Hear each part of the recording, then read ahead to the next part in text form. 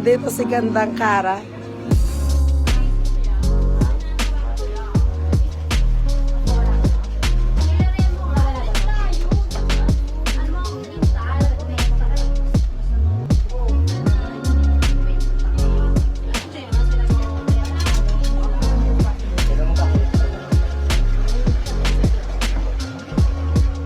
Nagluluto silang hipon.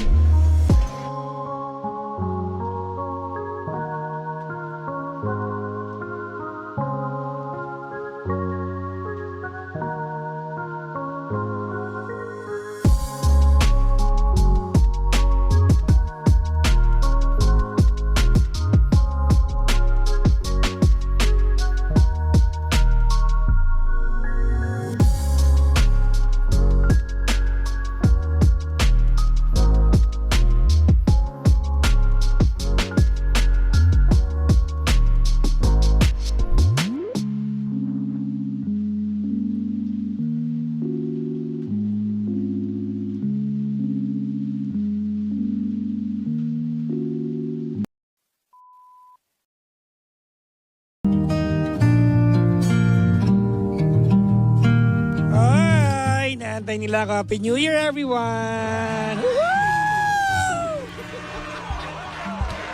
Good evening, Metro and Mega Manila, the Luzon, the Visayas, and the Mindanao. It's the Philippines! Good evening sa inyo lahat at good evening world. Kamusta? Sana'y payapa kayo ngayon. Sana'y maayos ang inyong mga sari-sarili. Higit sa lahat mga pangga, sana'y na-enjoy ninyo ang napakahabang vakasyon. Yun daw ang tawag. Pag nagbakasyon ka nang wala ka namang ginawang kasosyalan, bakasyon.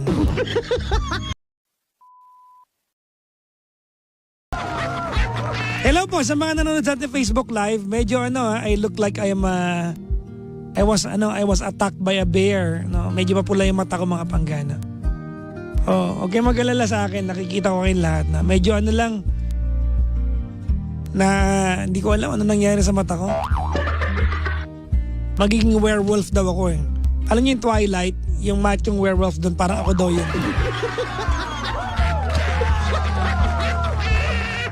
Parang ganun yata yung mangyayari sa akin kaya mapula yung mata ko. Kidding aside mga pangga, naputokan ng blood vessel yung mata ko. So, okay naman ako.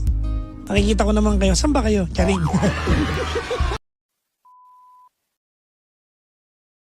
Naging payapa yung kanilang holiday season. Yung mga nilalang na may mga pinagkaabalahan. Ako mga pangga, I'll tell you something, wala pa naman tayong caller, no? Kaya ako pa mga pangga, I went to work every single day nung vacation. Andito ako sa office araw-araw. Diba? I reported around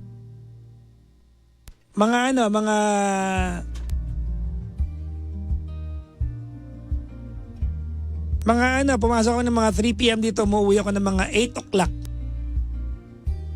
Ang mga alas 8 ako umuwi. Mga ganyan, no? Lagi akong bumabangon at alam ko yung routine ko. Gigising ako na umaga, mga pangga, magkakape ako, maliligo, rerekta ako ng meeting ko meron man, kung wala, rekta office. Tapos hanggang alas 5, lalabas ako para mag-gym, maliligo ako, e-area ako ng 9 o'clock, uuwi ako ng bahay. I go to bed and the cycle repeats again. Lagi lang yan ang routine ko. Kaya pag walang pasok mga pangga, ang hirap. Kaya ang ginawa ko mga pangga, I made a decision to go to work every day para may structure yung araw ko. Kasi kung hindi, ang mangyayari, mag-oversleep ako. Matutulog ako ng hanggang alas 3, alas 4. Pag ginawa ko yon, hindi ako makakatulog ng gabi. Masira body clock ko. No? So pumasok ako araw-araw, mga panggana. Kailan balik mo ng Dubai, sabi ni Jesseline? Bukas, sige. Alam nyo, kanina pa ako naghanap ng flight. Gusto ko umalis bukas. Oo, kanina pa. Kanina pa mga pangga. Siguro mga lang. Pupunta lang ako ng... Hindi ko saan ako pupunta. Singapore, hindi ko alam. Hong Kong siguro pwede, no? Ewan ko, mauwi ako sa Clark lang. Drive lang ako. Actually mga pangga, sa mga hindi po nakakaalam, sa mga nasa radyo po nila na wala po sa Facebook Live, kahapon ko nakita na meron akong blood clot sa mata. It was yesterday. Tama, kahapon yun, di ba? Ngayon, nakita ko siya nung magla-live ako ng Facebook. Doon ako nagulat. Oo, nakita ko siya. So, anyways.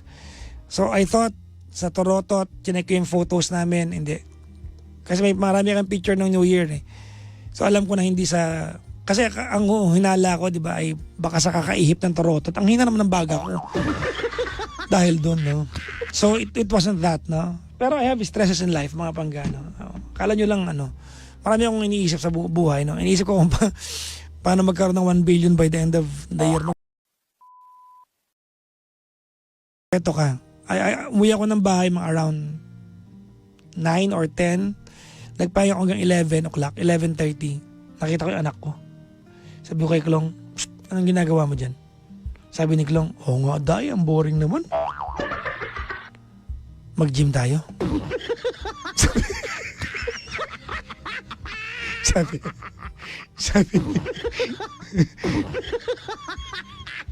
Sabi